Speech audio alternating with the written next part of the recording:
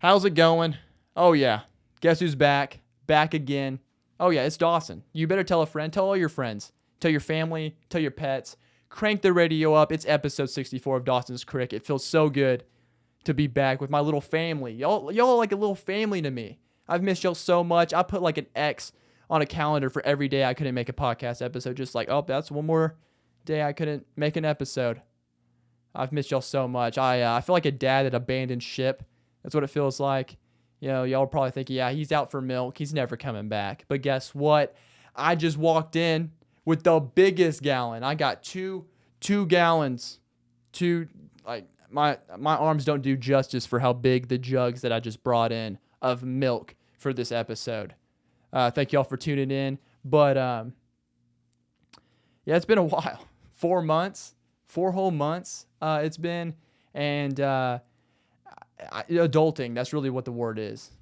Adulting. That's what would summarize the 4 months that I've been gone. I don't plan on doing that ever again. I don't want to. I don't want to have to just take a leave of absence and go off for a while and then just come back. But you know what? That's just what happens. I think all the greats have to do that. Every man that I know, biblical or just like in movies or whatever, they just they go off the grid, they come back. And look, I even got the chin hairs to prove it.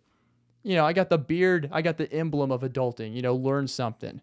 Because every man that's like gone off the grid and then comes back, I've just noticed they just come back with this big beard, long hair, and they've learned some things. And that's what I have to say about these 4 months is I have gone off the grid, but I've learned some things. So I feel like a John the Baptist, David in the cave kind of instance, but it feels good to be back. It really does.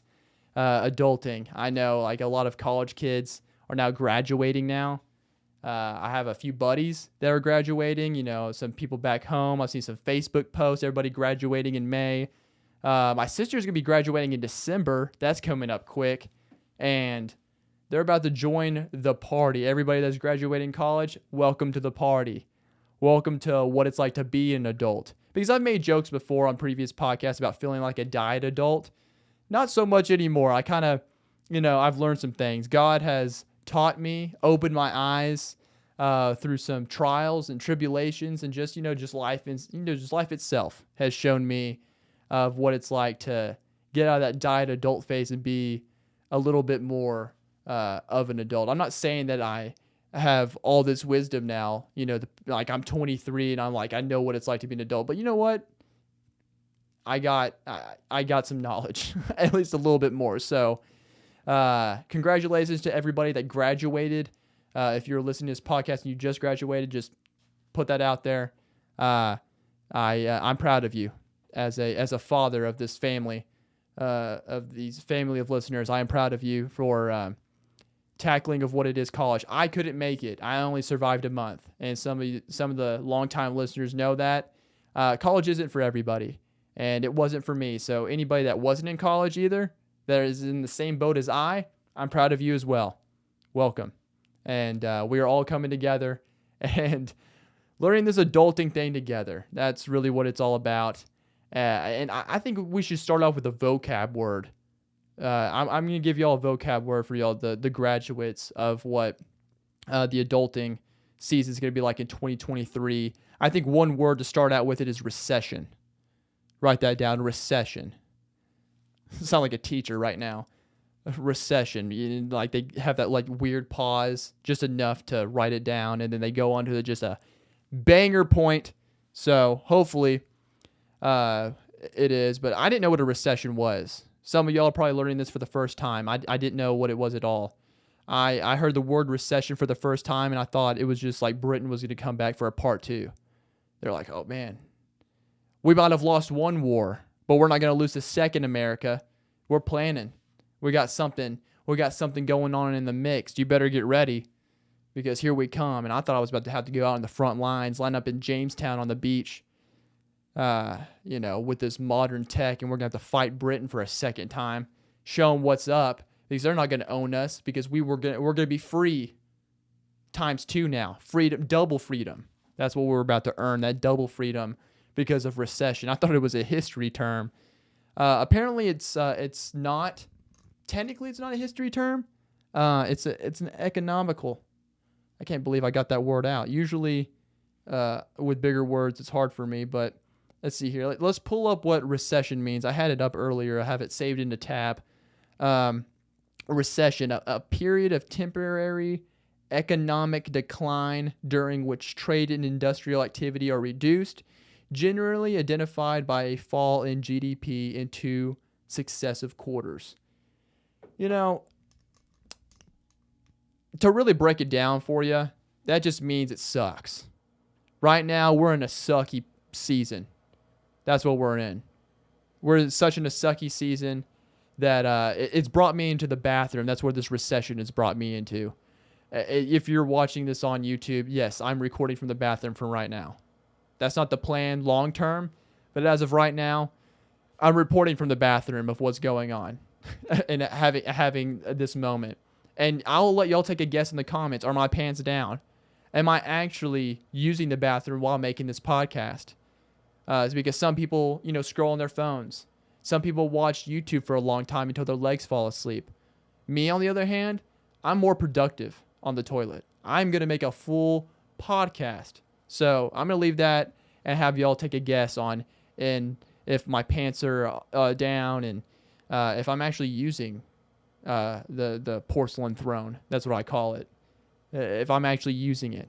I might throw in a few little, like little straining sounds to kind of throw some people off. But until I am not on the toilet anymore making this podcast, I'm not going to reveal what's going on below my waist. So that's up for y'all to have that debate. But recession, it's brought me in here, and it's tough.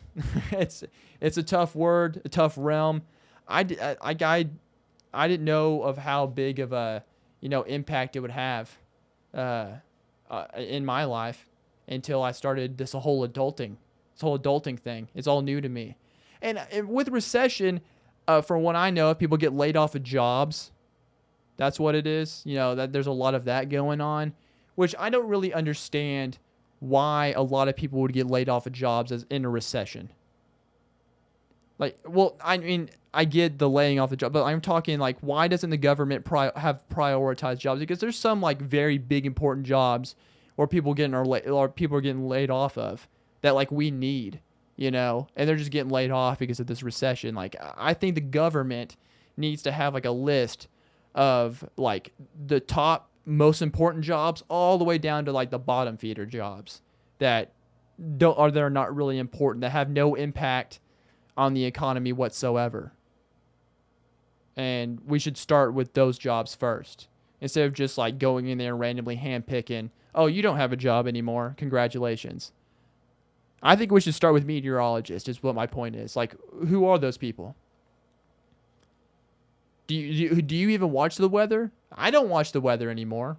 I know no one watches the weather anymore. I'm just going to go out there and say it. No one watches the weather anymore. It's fine.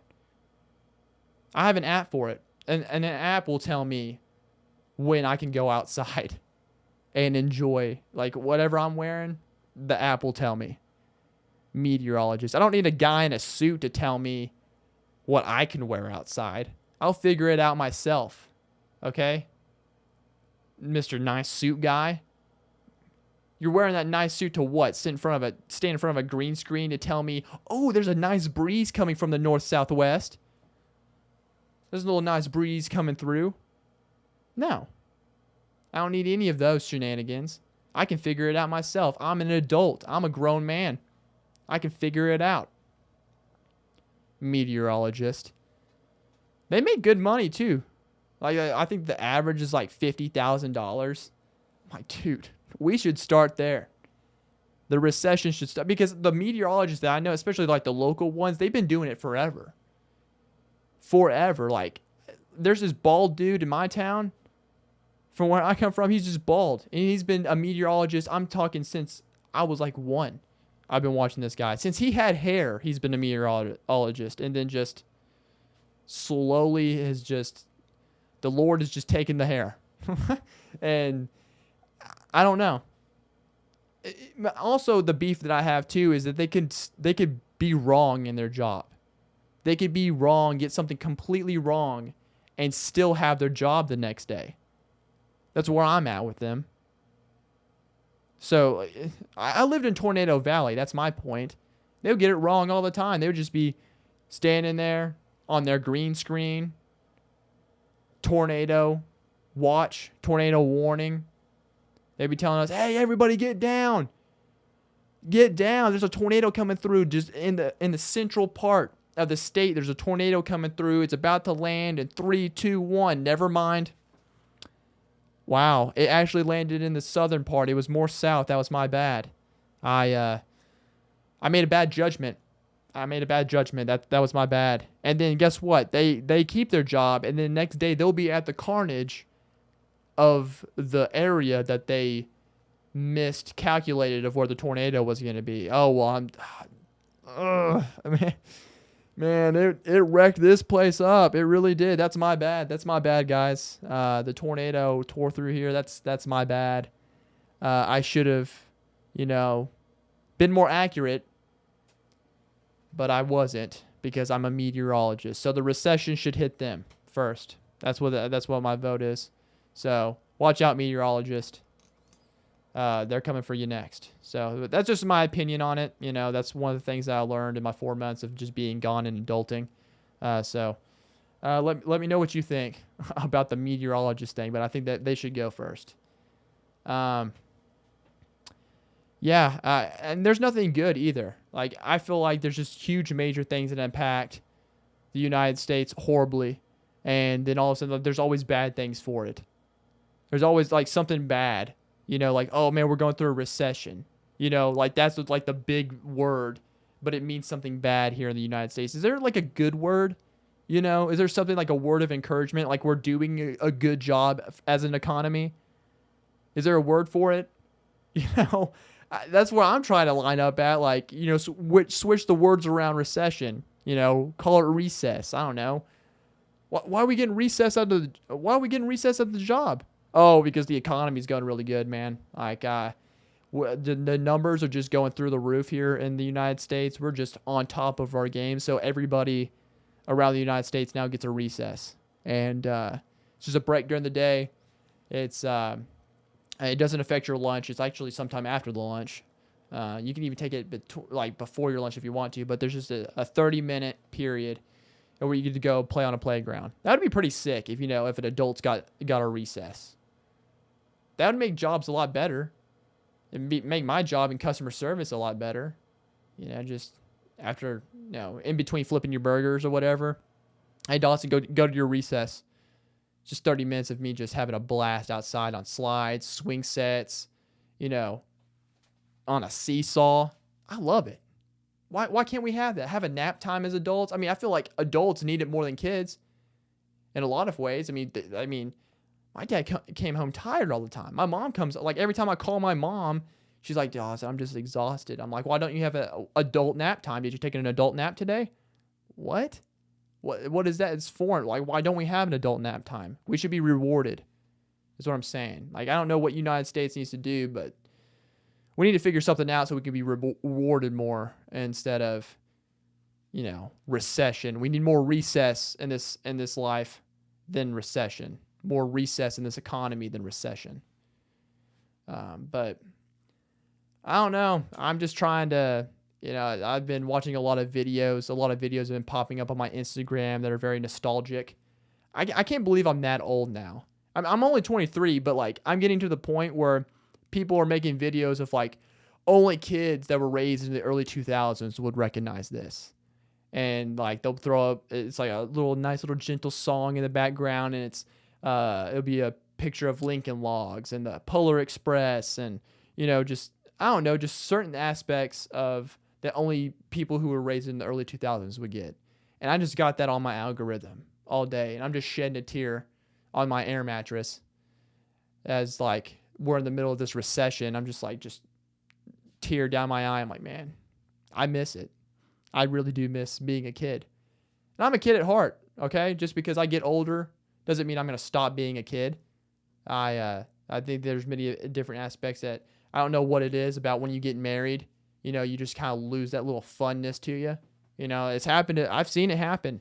It's happened a lot, and I'm not going to lose it. I will never lose it. Okay. This whole adulting thing is not going to impact my, childlike instinct. I'm going to keep it. Okay. That's a goal. I think that should be a goal for everybody. Don't let life bring you down too much. If you're going through trials right now, raise your hand. Okay. If you're in the car right now, make sure, don't raise both of them. Just raise one hand. Just for safety reasons. But yeah, you're going through tough times. I get it. I've been going through them. And that's part of the reason why I had to take off for a little bit. And that's another thing about this podcast is I want it to be entertaining, but I want to motivate, man. I think there's just, things that God is just showing me and stuff like that. And we should motivate each other, encourage one another, and just know that you're not alone. I think that's the most important part. Is like, whenever something bad happens, I know I can get a really bad tendency of just like, man, it's just happening to me. Oh, I'm so alone. I'm blah, blah, blah. And then I'll listen to somebody or I hear somebody speak. I'm like, oh man, they're going through it too. So here I am. I'm going through some stuff. I'm literally doing a podcast in the bathroom. Okay. God's got you. He's going to bring you through it. Okay. This recession, you're going to get a recess. I promise.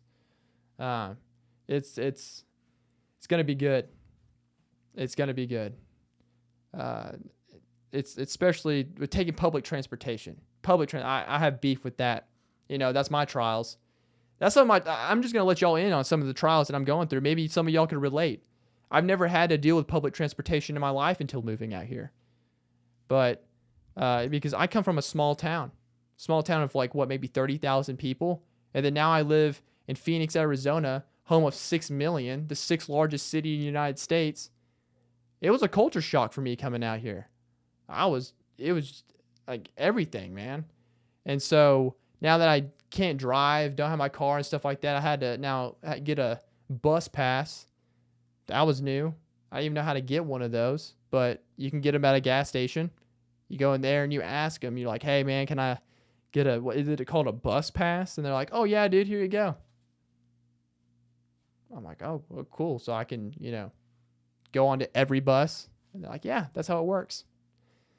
And it's public transportation it's tough, man. It's my 40 days in the desert. I'm in the desert in Phoenix, but this is my 40 days in the desert, just taking that bus. Oh, you have to have your mental game has to be strong to take that every day. And so, I got to stay up on extra prayer, extra reading. Just take this bus because you just see some wild people, wild things happen. I have a 15-minute walk to my bus stop every day, a 15-minute walk. And on my way back one day, I had my AirPods in. I was just walking and literally out of my peripherals, I just see hands being thrown up in the air. I just see that. And then I paused the song because I'm wondering what's going on. I thought someone was choking, I recently just took a CPR course because I'm helping out with some kids, doing a Bible summer camp thing. So I had to take a CPR class and, I was going to put that into work. I thought someone was choking over there on the sidewalk. I was like, don't worry, God prepared me for this. But I looked over to my right and it's just some lady cussing at this tinted out Chevrolet. And I don't know who was in it. I know it's 2023. I don't know who was in it, but I would say this is a male to female argument. This is a relational argument. And the only reason why I assume it was a male because of the way that they were driving next to her. Yes, she was walking onto the sidewalk to the right, and this gentleman was just pulling up slowly right next to her. And I'm assuming he was sharing a few words like, get in the car, you just heard it, just get in the car. And she's just like, you know what? You're nothing to me. You're nothing. And I'm just walking on the left side of the sidewalk, trying to be invisible, trying to blend into the environment. And, that's what I'm trying to do. And I'm just trying to not make, anything crazy of myself. And the next thing you know, the guy starts swerving a little bit more. That's why I say it's a guy, because he was like, just the way he was driving, it was a little really just tight, aggressive. You can just tell, the difference. And so he goes and tries to pull in front of her so she can stop walking. He kind of gets up onto the sidewalk, and she's just still going. She's like, hit me. And I kick it into a gear a little bit. I start putting a little bit more pep in my step. I keep it going. I'm walking a little bit faster because I don't want to be joined into this conversation, is what I'm trying to get at. Is I don't want to make situations arise. I don't want to get caught in the crossfire. It's just none of my business. So I'm just trying to, keep it going. Well, then she goes around the car and she kind of bolts. She kind of like puts a little bit of a jog on. So then I'm trying to keep pace with her because now she's jogging. I'm like, oh no. So then this car is like right in between us. And now I think I'm in the middle of it. I think he's about to roll down its window and just be like, are you the white boy that she's been messing around with? She mentioned a white boy with long blonde hair, looking all good like yourself, little chin hairs and everything. Do you happen to be him? I was like, I didn't want that. It didn't happen, thankfully. I got away. I went around the corner. I took a left, they took a right. I made it home safely. Yeah, but where I'm located, you have to be careful. I don't know if you live, like I wouldn't say it's the worst place to live ever. It's not. It's definitely, but it's not like, you gotta kind of be a little, cautious. You gotta kind of, it's a little below the poverty line, if to put it into words, of where I live, and I don't know if you used Uber Eats or DoorDash before, but have you ever had a moment of where you use DoorDash or Uber Eats and then you have to check, if there's any drugs, in your food? Like, have you ever, like, that's where you live? You have to like check for that, because that's what I have to do. It's just every time I get McDonald's, something through DoorDash or Uber Eats, it's just, I got to check through the bag a little extra. I was like, I didn't order this fentanyl on the side with my Big Mac. Who put this in here? I didn't have that. So that's what neighborhood that I'm in. You have to check your food for drugs. That's what, where I'm at, with it. And so I don't know, man. It's just taking this public transportation. You see some wild characters too. The homeless are different out here for sure. They're definitely different because coming from a small town, really, they're not like a huge major deal. They're not like it's kind of like Sasquatch in a small town. In a small town, you got the homeless people, but like you had to have like photo evidence in order to have proof that they're like, it was like you saw one, like a friend would come and dude, I just saw a homeless guy down the highway or whatever. I'm like, oh really? Show me a picture. And it's like blurry. I'm like, dude, I don't believe you. Come back to me when you have an HD picture of a homeless person. Then maybe I'll believe you. Okay? Maybe I'll believe you. But out here, they're everywhere. And, I feel bad for them. I really do. I really do feel bad for them. They don't get a lot of sympathy, just because, those people, they're just like, oh man, homeless people, like they're always asking for $1. They're always begging, like, get a job, dude, get a job. And I'm not like that because I take the bus with them. I'm at the bus stops with them. It's understandable. And being out here in this heat, it's starting to get hot. It's starting to get hot out here, in Phoenix. Oh, it's so bad. I sweat as soon as I get out of the door. I'll be at the bus stop and I just, it's not humid. It's not humid like back where I'm from. So the heat's a little bit different. It feels like when you open an oven, when you're like, when you put something in there, it's like when you're preheating and you open in that, that heat's on your face. It's terrible because even the wind doesn't help you. You get like a gust of wind and it just still feels hot. It actually gets hotter. And so just being out there, I feel like a glazed donut. There's a glazed donut feel, and I feel for them. So anytime a person's just like, oh man, the homeless people, they're always asking me, look at him on the side of the, look at him at the bus stop. I would never give that man $1. Look at him, he's on drugs. I'm like, no, I was doing that yesterday. That's called dehydration. That's what that is. He's not on drugs. He's dehydrated. He needs some H2O in his system ASAP. Get this guy a liquid IV. That's what I'm trying to get at. It's like, dude, I'm shaking back and forth over there too. I'm hot.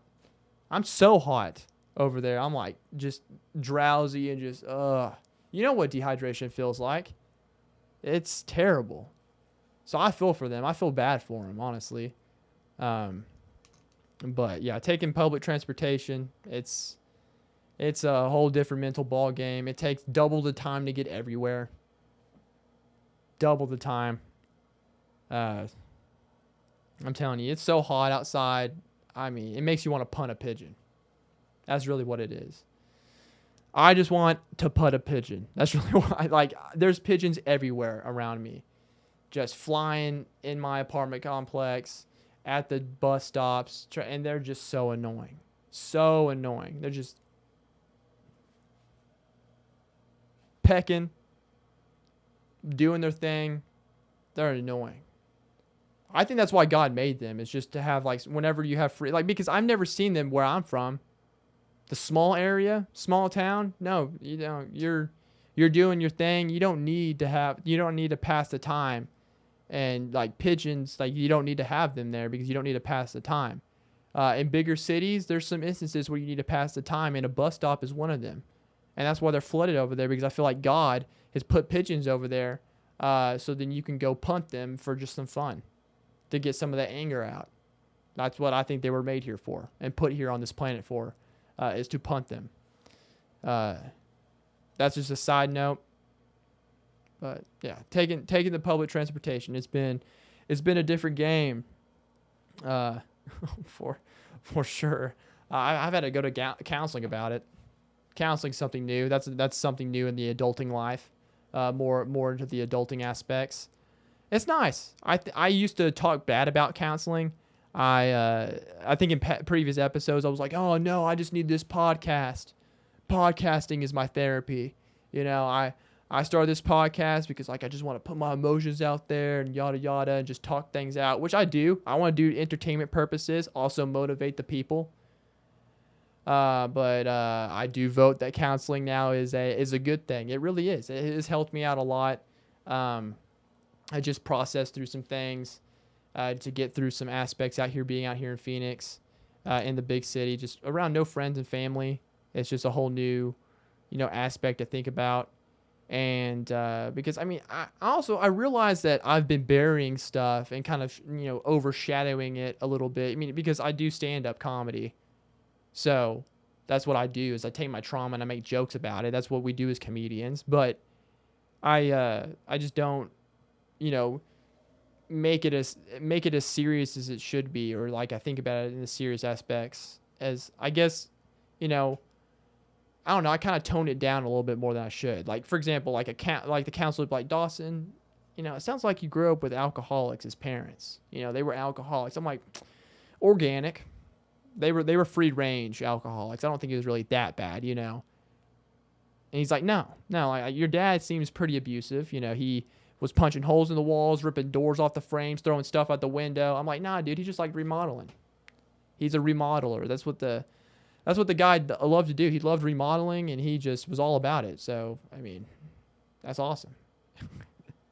I don't know. I'm just learning a lot being, just going to counseling and doing that. So I'm pro that. I feel like everybody that's step in adulting. If, step in maturity is to be able to go to somebody. I know it's weird. I thought it was weird at first too. I was like, I'm really about to pay somebody to listen to me. But if you just don't look at it that way. Get over that aspect. It's nice. It's not like this instant gratification thing that you come out of there and be like, man, I feel so different. I feel so amazing. My life is completely changed. No, it's a little thing. It's like it chips off. Just a little bit at a time. Just chipping off a little bit more. a little bit more at a time. But I keep getting told that I need to buy a gun. I keep getting told that, especially with the neighborhood that I'm in. I keep getting told, hey, Dawson, do you have a gun yet? I would get a gun. Like, I've had Uber drivers drop me off here and go, dude, do you have a gun on you? I'm like, no. He's like, I would get one. I'm like, why? He's like, I just would, dude. I just would, just to protect yourself. I mean, I've had multiple people tell me that I need to get a gun. I'm not a gun guy. Oh, I know that's surprising. Coming from the South, coming from Arkansas. Oh, dude, you don't like guns. It's not that I don't like them. It's just like, I don't know. It's like, I could have one.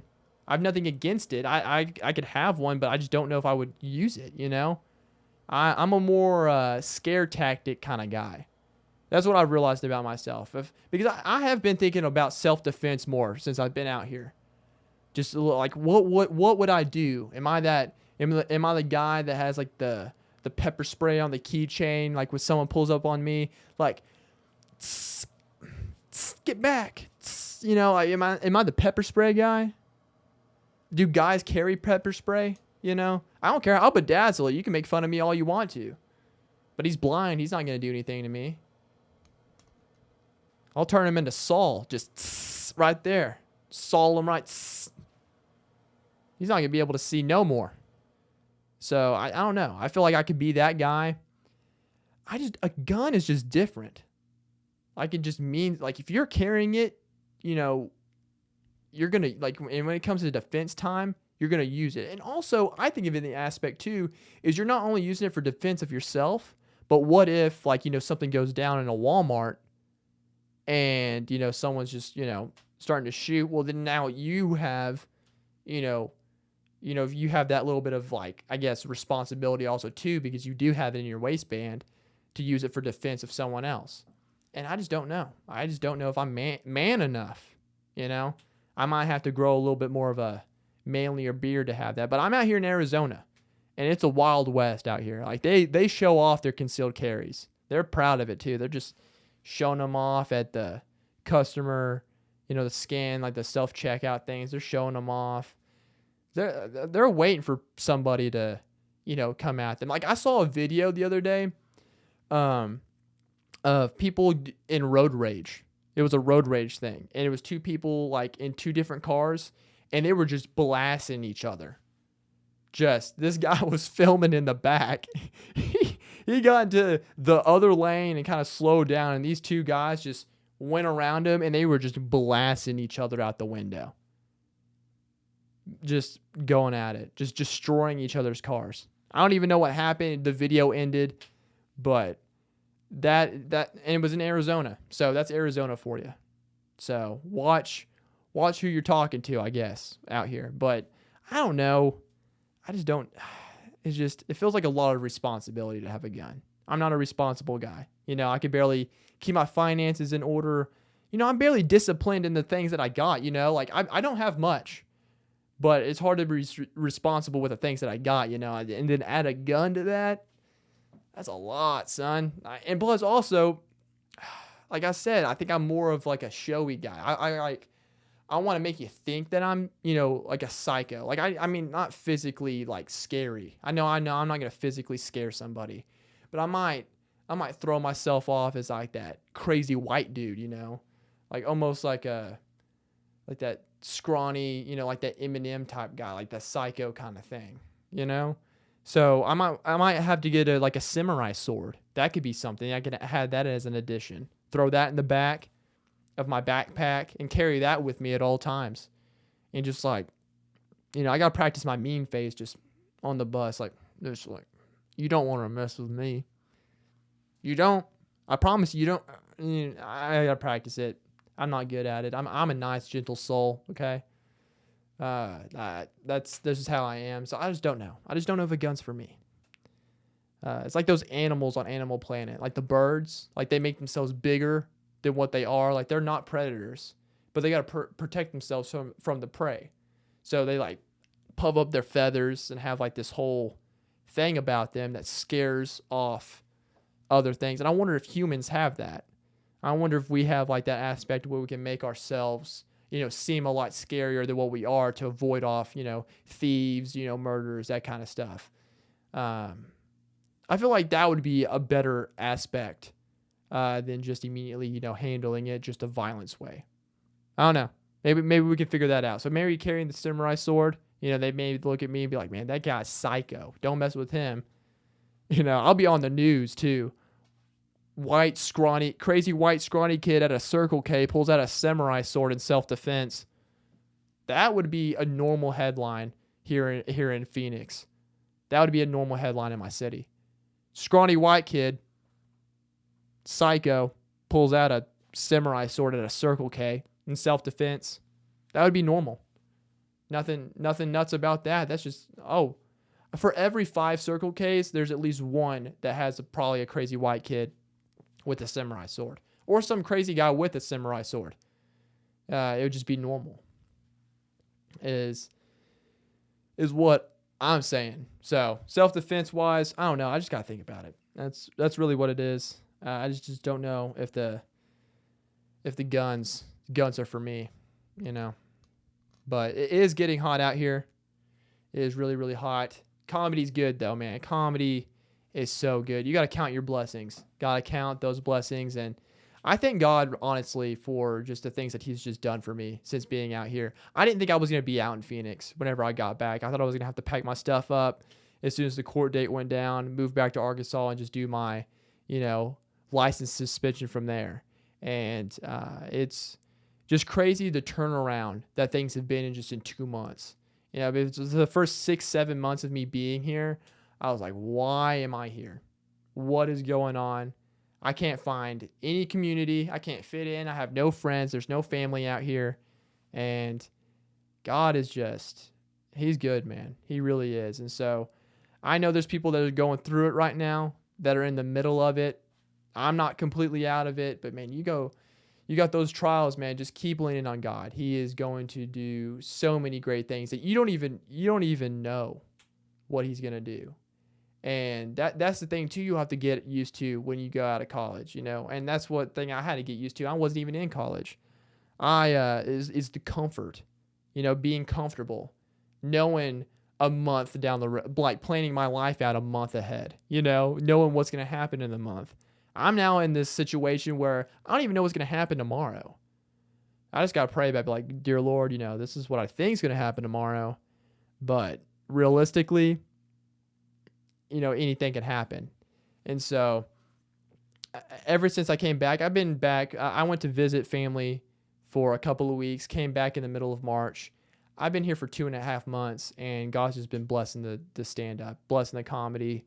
And if you're in a situation that's like mine, not exactly, but like, let's say, for example, you don't really know what you're doing in life. You don't know what's going on. Dude, take your 20s and figure it out. You don't have to have it all together. I think you've probably seen videos. I've even seen videos of this exact same response, but like, it's so true. Don't take your 20s and feel like that you have to have it all figured out. And I know there's some instances where, like, coming from a Christian perspective, it's like, you're always wondering, oh, what's God going to call me to do? What does God want me to do? I don't want to live my life for myself. I want to know what God wants me to do.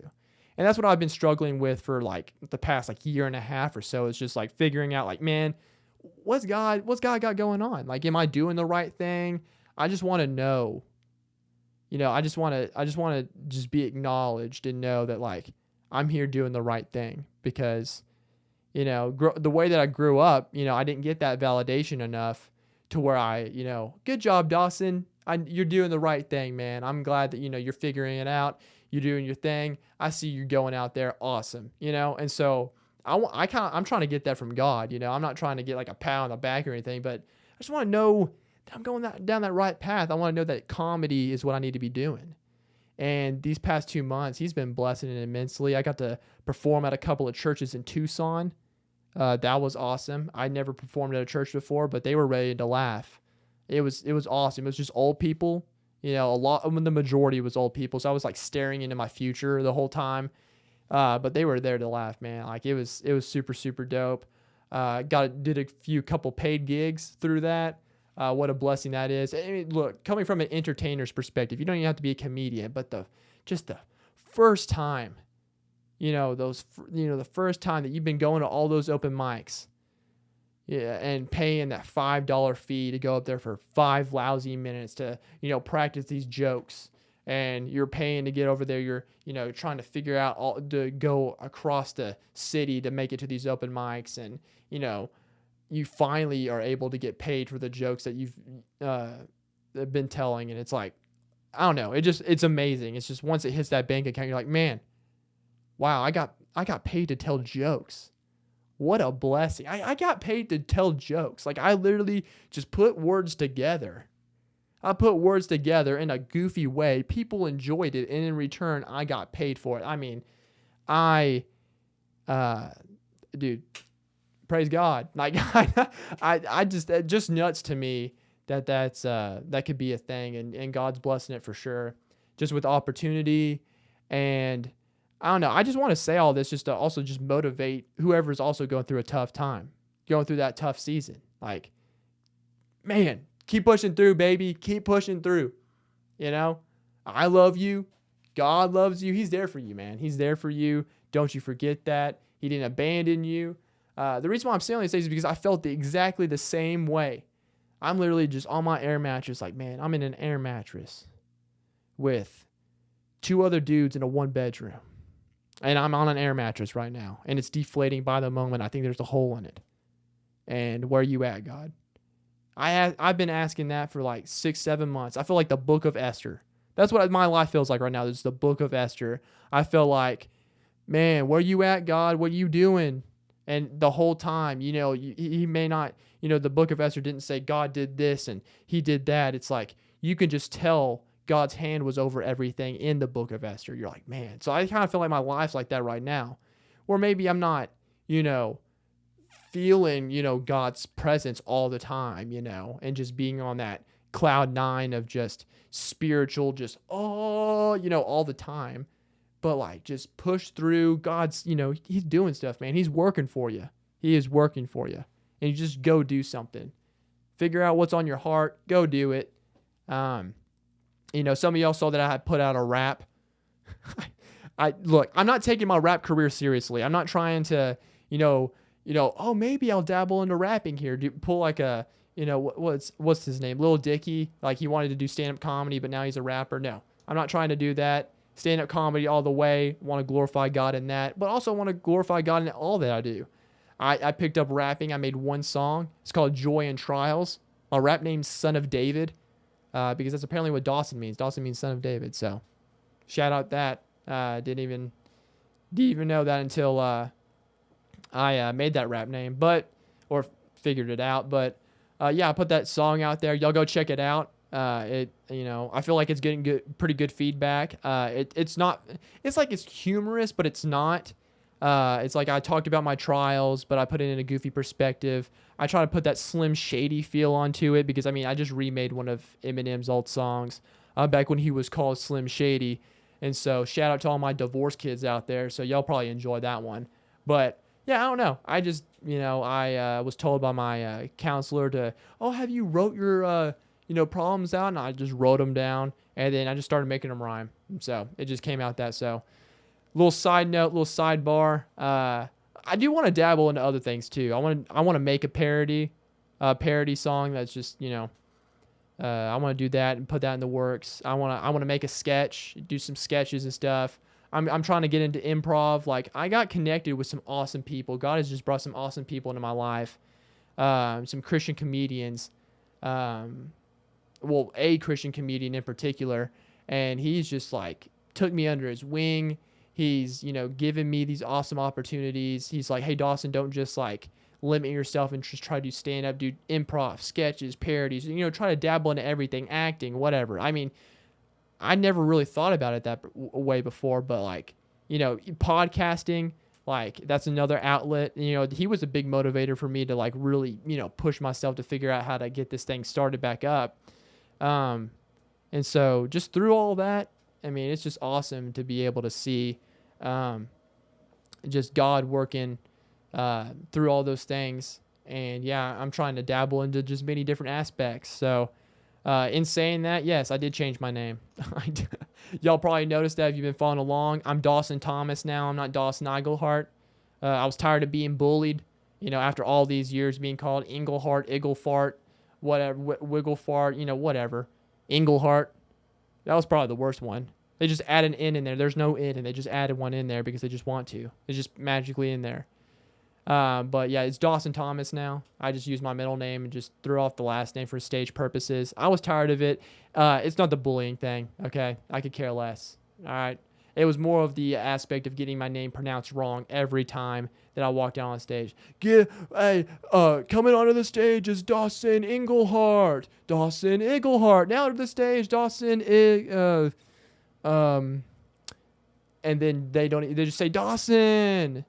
Like that guy didn't even try. Yeah, the one night that really set it all together was the guy came in. I've never met this guy before in my life, but he was about to announce me on stage, and he came up to me like 3 different occasions. He's like, dude, how do you say your last name? I keep on forgetting it. And then I was like, what paper are you reading? Like, what's my last name spelt like? Because I thought it was spelt wrong. And so I'm telling him Iglehart, but he's reading Englehart. They added the N in there. No, he turned it around. They spelt it Ingelhardt.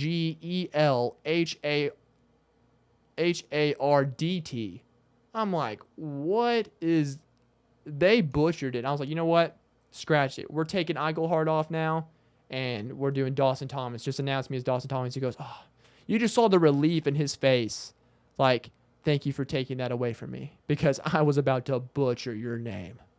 And I don't know. I clinged on to Iglehart for a long time because I was like, oh, I'm the last one. I'm the last male to, take on my name in the family, that kind of stuff. But I don't even know if I want to like keep the name going almost. Like I feel like I want to get married, and then if I get married, I just want to take my wife's name maybe. Who knows? Like I don't know, what it says in the Bible about that, or what it is traditionally, but I mean, I'm not into traditions, okay? I'm not traditionally doing anything. I might just take her last name because I'm tired. I'm not wanting my kids to get bullied, If I have kids, them coming home crying, dude, I got called Igglefart today in school, and the substitute teacher said Englehart, and I'm tired of explaining myself, and I'm like, oh, don't worry. Welcome to the club of getting your last name butchered. So, R.I.P. Iglehart, dropping that. It's Dawson Thomas from now on. So,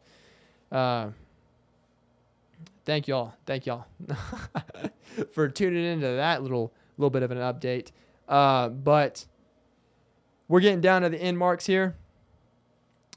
Before we get off, I usually did a thing towards the end of the podcast where I just did like a Bible verse, and I kind of explained it into it deeper. But you know what? I have changed my mind on that, and I had a change of heart, and I want to change it to ending it on a aspect of talking about over my readings throughout the week, but just one big one that I'm like, I got something a lot out of, and I just want to bring it to the podcast to hopefully motivate somebody, hype somebody out to get in some scripture. I need it more than ever because ever since I moved here, it's been hard for me to find time and be motivated to get into the word, get into that scripture and read and just like want to read it. And so, hopefully this will help me out. Maybe it'll help somebody else out there. Excuse me. But I gotta pull up my phone here. Go to the Bible app. And speaking of which, while I'm in the middle of this, they're not my sponsor, but they have helped me out so much. The Dwell Bible app. If you are needing to get some scripture on the go and just put in the AirPods and have some nice, soothing voice of whoever you want, a guy, girl, whatever, just a nice, soothing voice. You can even add a campfire background.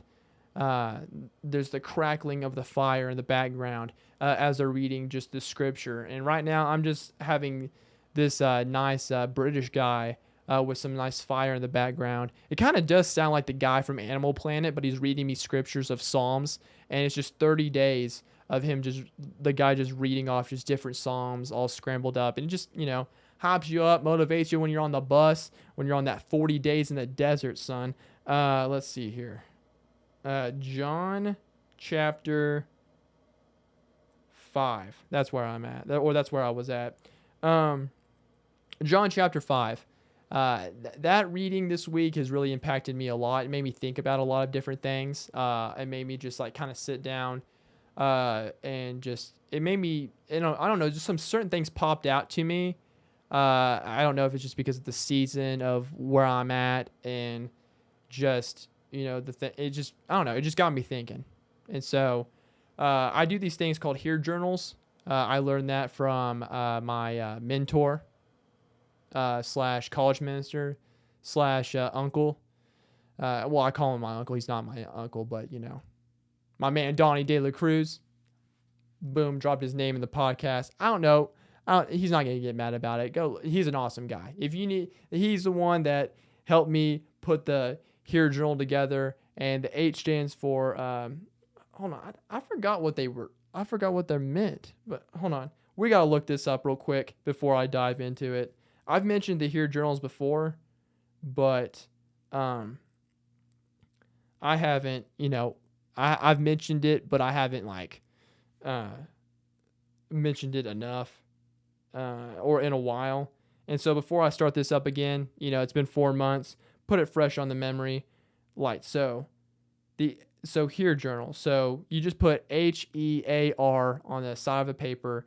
H is highlight, E is explain, A is apply, R is respond. And so like the H for highlighting, you're basically just writing different verses that pop out to you.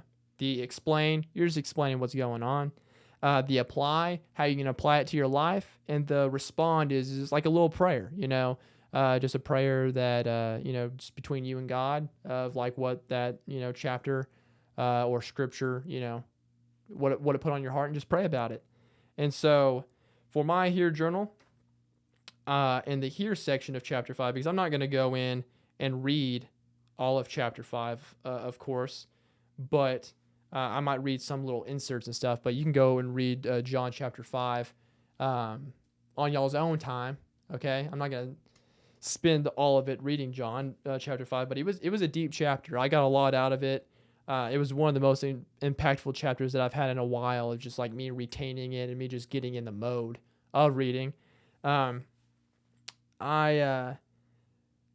Verse 5 really stuck out to me. One man was there who had been sick for 38 years. So this is to give y'all kind of like a context of where this is at. This is Jesus, and this is Jesus at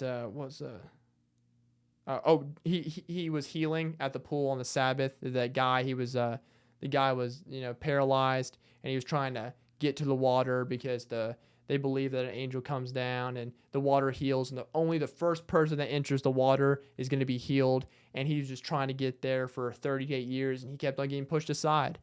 And so he was just imagine for 38 years, you're paralyzed, and you're just sitting there, and there's just a pool of water in front of you, and you believe that pool of water is going to heal you if you are the first person that goes to that water. And you just keep getting pushed to the side for 38 years. And that's what made me think about it. That's what just made me think about it, is because, Jesus came in, told him, take your mat up and get up and walk. And he went and walked. But the reason why that was so impactful to me was because 38 years. The dates and times of things have really been like sticking out to me, because I know people out there, y'all are in a waiting season. Maybe you're in a waiting season. You're, you might be, you're what you're praying for. You're waiting for God to bring you that spouse in your life. You're waiting for that call back on that job. You're waiting whatever it is. You're waiting for something. This guy waited for 38 years. And Jesus said, hey, get up and walk. He waited 38 years. I'm not saying that you're going to have to wait 38 years. But I'm just saying, like, God will bring you whatever is on your heart, but you just have to wait and be patient for it. Like, I would love to one day be able just to make money off of stand-up comedy. I don't know for a fact if that's going to happen, okay? I pray about it. I'm like, dude, I would love for this to happen, but it's your will, your way. You're gonna take it, man. You have the reins. You're in the driver's seat. You do what you will. But yeah, what if that takes 38 years? It's going to happen, but it's going to take a while. And the reason, and it's kind of like what it reminded me of what I talked about in 2 Samuel, or was it first or second? I really don't want to get it wrong. But either way, it was 1 Samuel, it was talking about David's journey, David's journey to become king. I mean, it's between 1 and 2 Samuel, but I mean, he waited a long time to become king. And God needed him to be on that journey. I think it was like 15 years. But God needed him to be on that journey to be the person that he needed to be just a killer king. And so I think it's the same aspect here, but the difference is like this, he was just waiting. This was just patience. This had nothing to do with, I don't think this had anything to do with him being strengthened. I think at this point in his life, he was just desperate. But, 38 years, that really impacted me in that. So it was just so long. So patience. And another thing that really just like kind of just stuck out was it's not just personal sin of the world that can cause harm. It's also just the sin of the world. Verse 14, it says, see you're well, do not sin anymore so that something worse doesn't happen to you. That just kind of just really stuck out because I don't think about that a lot, or I haven't thought about that much, if at all. I only think about my own sin and how that affects my own life. I don't think about how the sin of others in the world, or just the sin of the world, how that affects me, even though I didn't deserve it, or I didn't it wasn't a consequence of my actions. It's just, we're just in a sinful world. So I think that's just something to think about too. It's just sometimes when things happen. It's just life. It's rough. It sucks, but God's still there. You're still alive. You're gonna make it through it, baby. I think the biggest aspect to get out of John chapter 5, for me, besides those 2 verses that really were there for me, was the Pharisees. It really stuck out in verse 16. Therefore, the Jews began persecuting Jesus because he was doing these things on the Sabbath. That was honestly probably, besides the years part, was probably the biggest thing that impacted me while reading John 5. Because I think there are, there's not Pharisees nowadays, but there's modern time Pharisees. I think there is, things in churches where, you could be too judgmental, or there's aspects where people, are not intentional or not inviting. I've even faced that here, everybody, like church hurt, everybody's got a little bit of church hurt. There's going to be a time in a Christian's walk where there's going to be some church hurt where somebody, did something wrong to you, and, you're like, oh man, I'm not going to go to church ever again because so-and-so did this. And, but you have to think about it in the aspect that church is a building with just a bunch of broken people who need Jesus and want Jesus, and they're just going there to worship the Lord. Doesn't mean that they're perfect, and the Pharisees are no better here. There's people that are too legalistic, and they get things twisted on things that might not be of the Bible, but just their own personal views. And that's why we have 200 different denominations, which I need to write a joke about that. How we have like over 200 different denominations just in the United States alone. Like, that's nuts. That's like, to put it in perspective, like every denomination's mission should be, this is what it should be, and I think this is what a lot of them are, is just to spread the gospel that, Jesus died on the cross for all of our sins, rose on the third day, spread the gospel and love on others and fear the Lord. And the Bible, and to me, that's literally what needs to be at the center of all these denominations, or that's what should be at the center of all the denominations. But who knows? I don't know all the denominations. I don't know them by heart. I don't know barely any of the names. That's why I'm just like, why do we have this many? To me, it makes me think that it's just different. Like, there's just too many different flavors of Christianity. You got Dr. Pepper, vanilla Dr. Pepper, and then you got cherry Dr. Pepper, And then you got strawberry Dr. Pepper, and that's just like First Baptist, Second Baptist, Third Baptist, and Methodist, you know? Oh man, my camera's about to die. So that's a good conclusion part. We hit the 1 hour mark of the podcast, episode 64. Thank y'all for tuning in. I'm gonna make a little, this is gonna be clipped together. I'll make another little clip about some updates and stuff like that. But I'm back, baby. It's good to be back. 4 months away, but I'm back and better than ever. Thank y'all so much for listening to episode 64. I will talk to y'all next week.